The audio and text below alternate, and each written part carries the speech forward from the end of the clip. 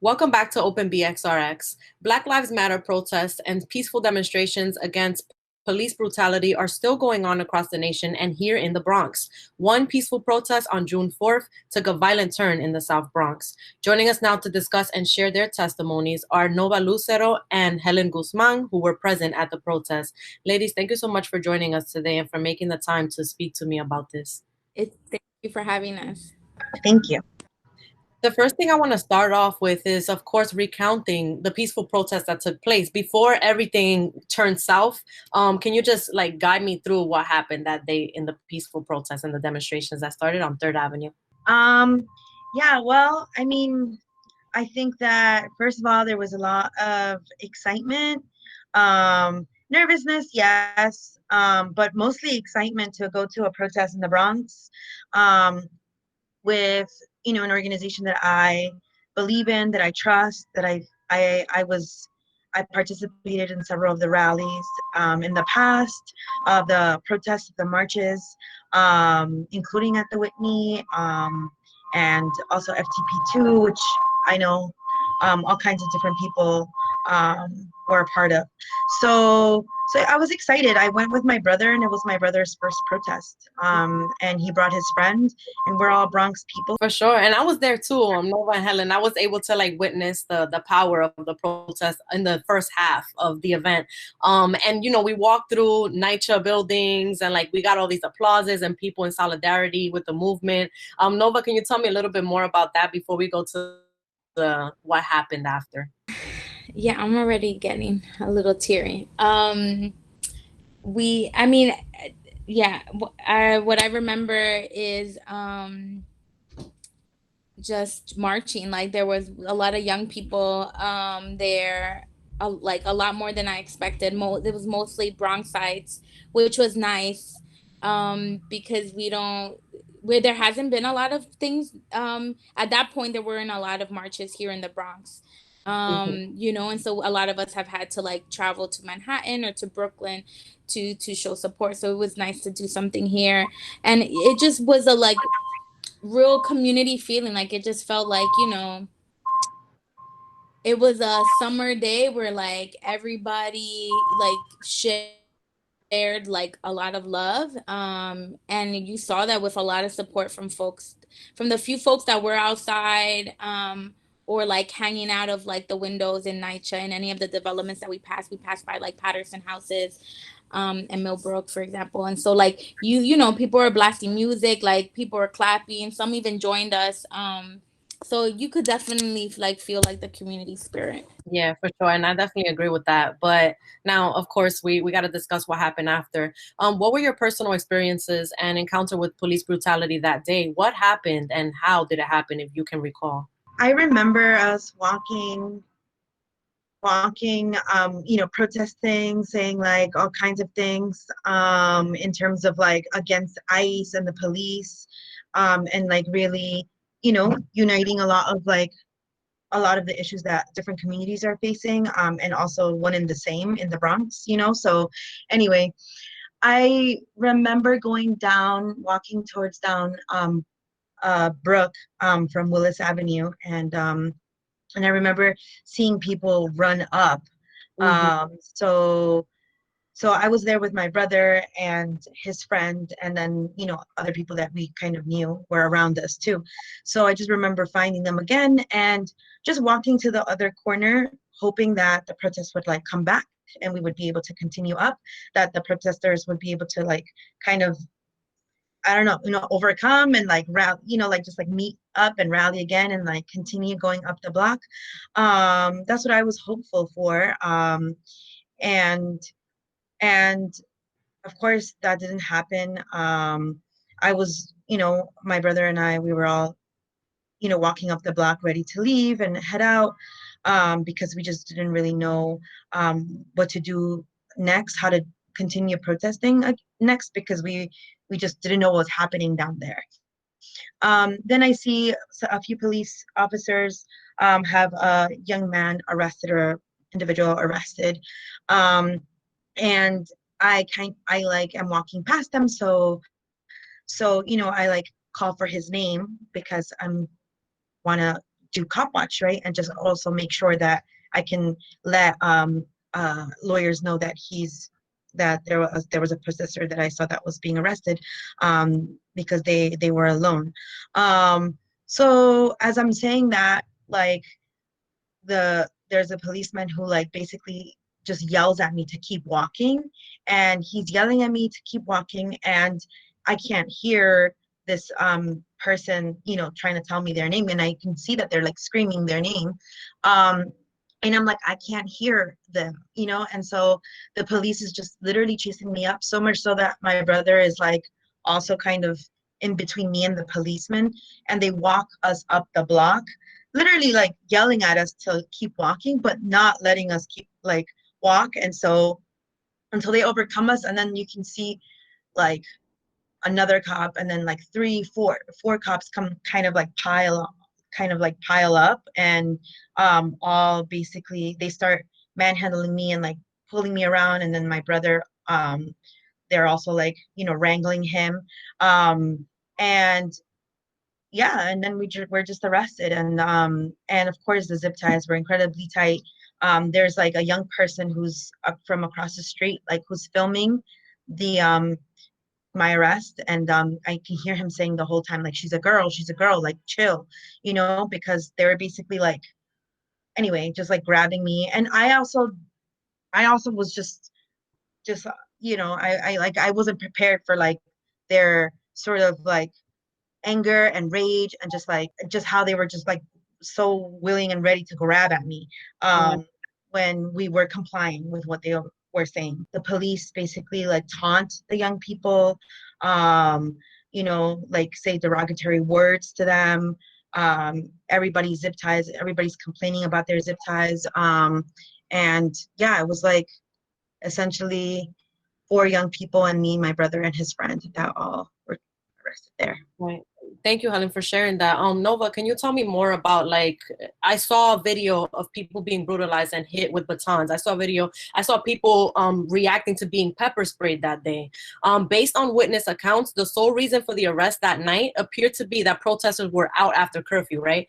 But it was 7:57 p.m. when the arrest ensued, and many people blamed the protesters for what happened. What is your argument against the use of excessive force and escalation of arrest due to a curfew that was already suspended the next day anyway? So now, what would be the excuse for arresting protesters in a brutal manner now that there's no curfew at all? What are your thoughts on that? Yeah, I mean, I was trapped like in the street, like when they first started kettling us, I was right in the middle like of the block. And so me and about like, I mean, I don't know, I counted at least like 60 other people, we were like shoved up against by the police officers, um with and then they started gassing us, and this was way before, this was like at least 15 minutes before 8 o'clock. And there was, I want to like also keep in mind, like note that we were like only a few feet away from a bus station, from a main street. There were a lot of folks again, like that were from the Bronx. So ain't nobody know like who lives down the block or not, or like really close by. A train station was really close. Like we could have, like a lot of folks actually were not intending to break curfew. But I think that regardless, like the curfew was just an excuse for them to be, for the city and for the police to kind of like set an example of like of people who are not in agreement, and calling attention to police brutality to like reprimand us, and really set like, it was really scary, like to have like people were watching, this is not like nobody like, it was a side street, but there were a lot of people in houses and like families with little kids, toddlers watching, people across in Nitro were watching outside their windows, and there were people on the street as they like pushed up against us so hard that we were up on top of each other. Like at one point I have like never felt and smelled fear as much as I did when people were like having panic attacks on top of me, and all I could see, I couldn't even see light at one point, and this was still like, it was still bright out. So like I just saw like bodies and limbs on top of me, and then I remember at one point I turned around and I saw like this young black man in the middle, underneath everybody, just take his last breaths and like lose consciousness, and they ended up having to drag him out. And this was after they gassed us, after they pushed us so hard that we were, and like they had already started hitting us. So like then we fumbled to like the ground, and we're on top of each other, can't move, right? Clearly can't breathe. And they're still like hitting us with batons. And I saw them snatch like phones out of people's hands that were documenting what was happening. They ripped off masks, threw them through people's wallets and bags.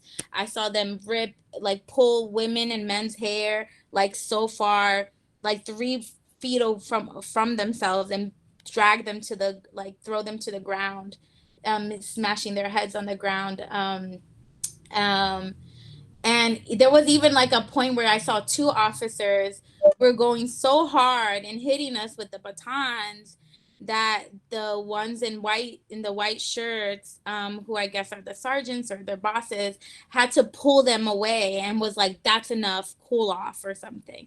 So like it was like, oh, beat them just enough so that they like don't resist. But like don't beat them enough that like they die on the spot. I don't know.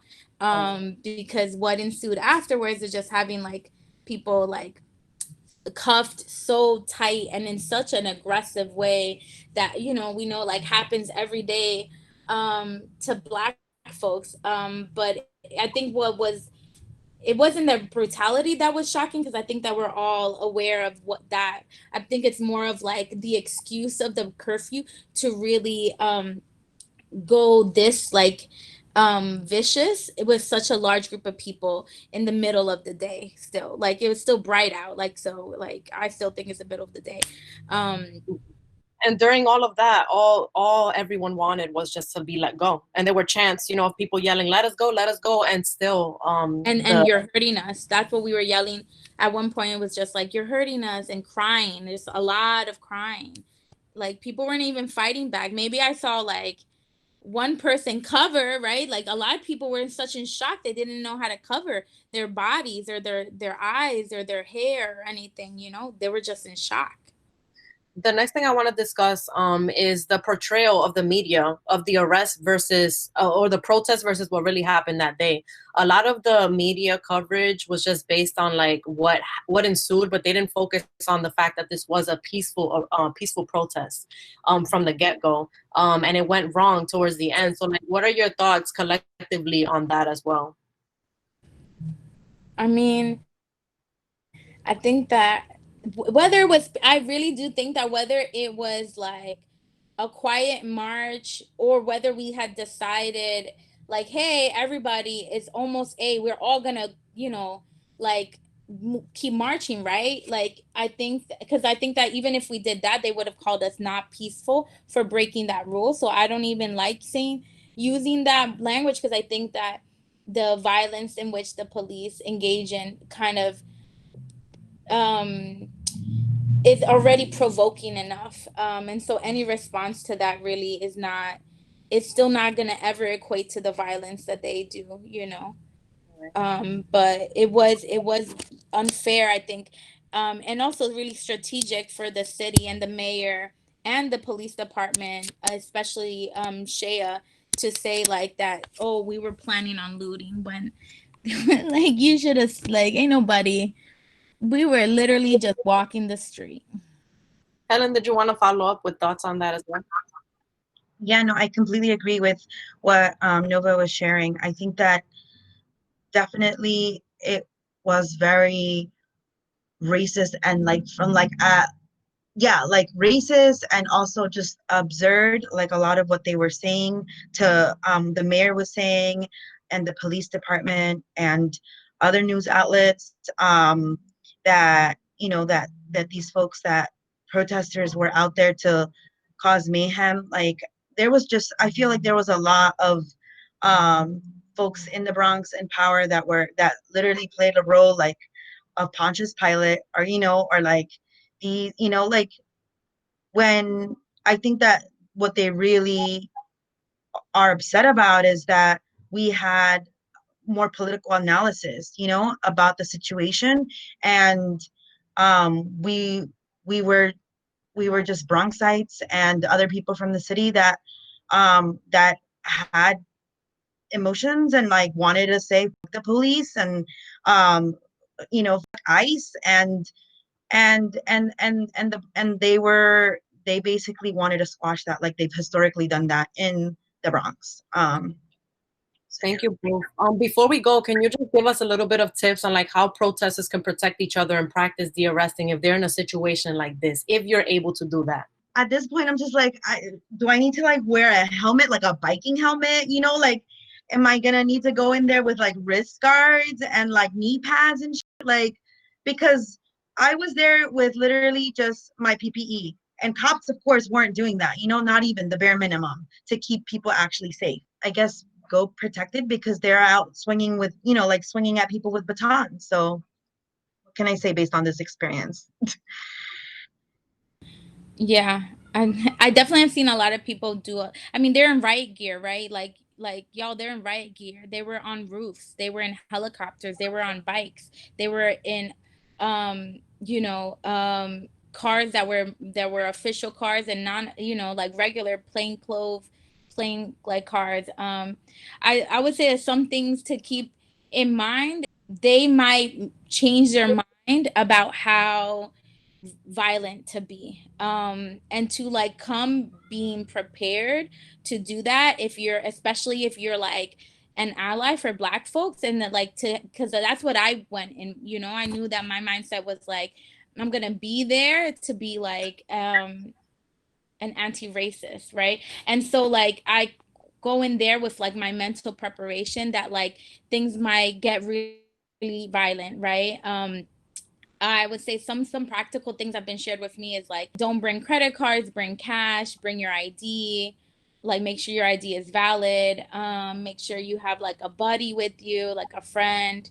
Sometimes it's also good to have the legal, like a legal service organization number there, especially if you don't know the group well that you're marching with or protesting with, because you would want to let somebody know that you were detained, so that they can follow up, right? Especially if you're alone.